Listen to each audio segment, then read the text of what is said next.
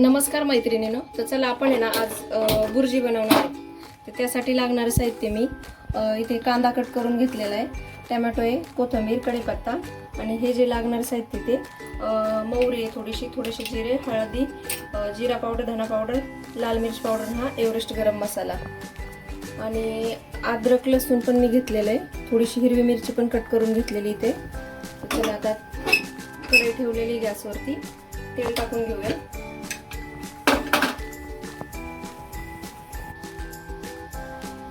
तर तेल टाकून घेऊया. कढई आपली तापलेली आहे.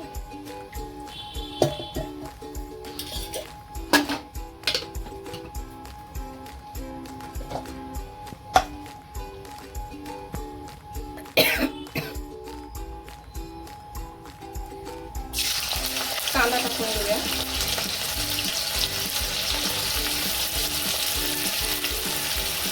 कांदा आहे ना धुवून पाण्यात ठेवला होता, आणि जास्त वेळ राहिला ना कांदा जास्त हे होतो, थोडं कलर होतो.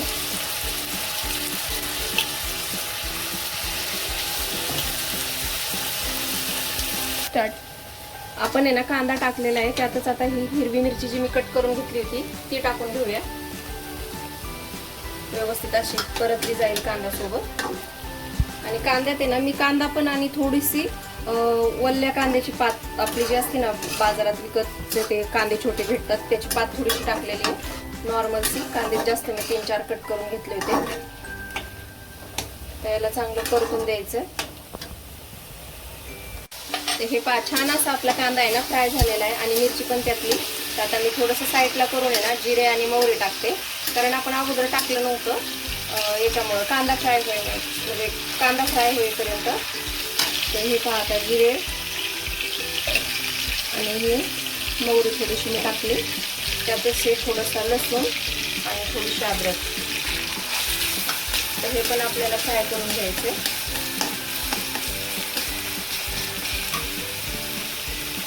कढीपत्ता पण टाकून घेते.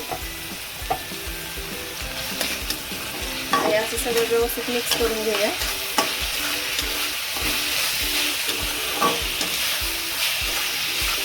तर आपले जे जिरे आणि मोहरी नंतर टाकली होती ना, तर मी थोडासा कांदा साईडला करून टाकल्यामुळे ते व्यवस्थित अशी फ्राय पण झालंय, म्हणजे तळलं गेलं. आणि अगोदरच टाकायचं नाही, कारण कांदा थोडासा पाणी टाकलेलं असल्यामुळे पाणी वगैरे जळूस्तोवर फ्राय करून घ्यायचं. म्हणजे असं त्यातलं पूर्ण पाणी वगैरे जळून लालसर आपला कांदा भाजून झालेला आहे. तर बाकीचे मसाले मी टाकून घेते. तर हे सगळं एकदमच टाकते.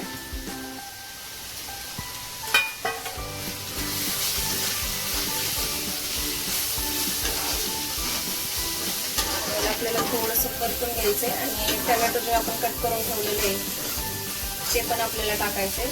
त्याआधी मी ना त्याच्यात मीठ टाकून घेते. आपल्या जेवढ्या क्वांटिटीमध्ये बनवतो त्या हिशोबाने आपलं मीठ टाकायचं.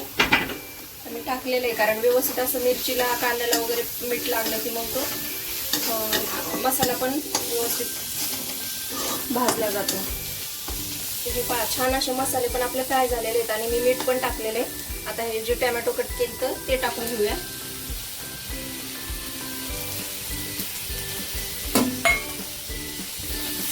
याला पण आपल्याला थोडंसं फ्राय करून घ्यायचं.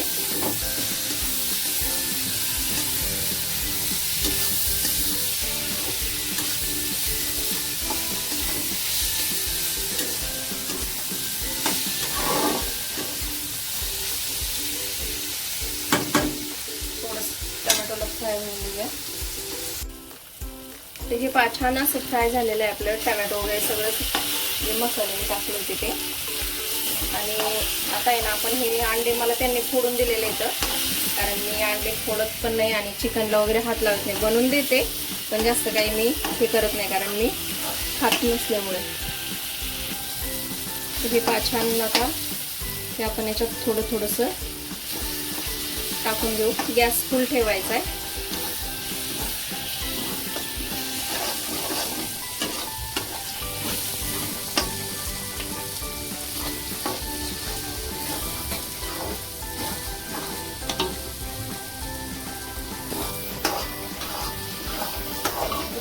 सारखं हलवीत राहायचंय, कारण बुर्जी व्यवस्थित खाल्लेली तरच व्यवस्थित सगळं मिक्स होतं आणि अंड जे आहे ते फ्राय होतं त्याच्यात.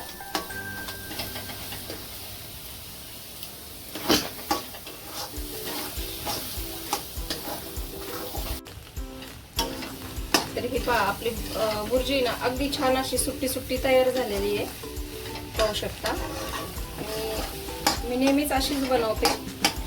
तर आता आहे ना फक्त कोथिंबीर आपली त्याच्यात टाकायची राहिली, तर कोथिंबीर पण टाकून घेते आणि गॅस बंद केला तरी चालेल, कारण तयार झालेली आहे. भरपूर वेळ असे फ्राय करून घेतलेलं आहे त्याला अंडे टाकल्याच्या नंतर. अंड्याचा कच्चापणा असतो ते एकदम म्हणजे नाही का हे होऊन एकदम चव छान लागते जास्त परतली तर. आणि तुम्ही जर कच्चंच ठेवलं ते एकदम नाही का गचका असला एकदम चिकन चिकन झाला तर मग ते छान नसेल लागत. मी तर काय खात नाही, म्हणजे माझा मुलगा खातो ना, तो मला सांगतो की केव्हा कशी झाली, यावेळेस बनवली तर छान झाली. तर गॅस बंद केलेला आहे, कोथिंबीर पण टाकून घेतली, तयार झाली पाव बुर्जी आपली.